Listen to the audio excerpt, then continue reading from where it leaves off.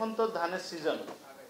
আমি জেলা প্রশাসককে এখনই অনুরোধ করব, আপনি এই রাজশাহী জেলায় চাল ব্যবসায়ীদের সাথে আপনি মিটিং করেন।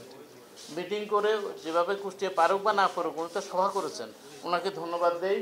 এরপরে আমাদেরকে বিষয়টা জানান, অনেক সময় আমরা বিষয়টা জানি না।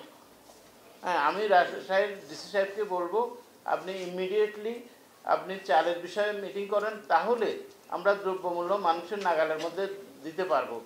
আর আদারওয়াইজ নাহলে আমরা ব্যর্থ হয়ে পরে কান্নাকাটি করে সিচুয়েশান বা সময়কে পরিবর্তন করা যাবে না।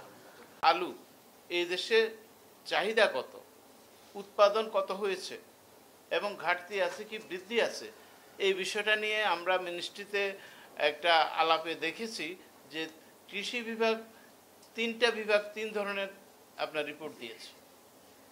কৃষি সম্প্রসারণ অধিদপ্তর যে রিপোর্ট দিয়েছে সেটার সাথে কৃষি বিপণন অধিদপ্তরের তথ্যের মিল নেই।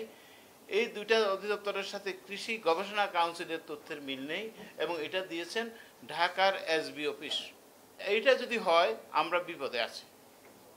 আমরা এখানে জানি না, ডিসি সাহেবকে বলবো যে আপনি কৃষি দপ্তরকে অন্তত আপনার জেলায় বলেন যে I want to have a single report on demand and supply, এবং সেটার উপরে আমরা রাজশাহী বিশ্বাস করব, বাকি কোথাও আমি জানি না।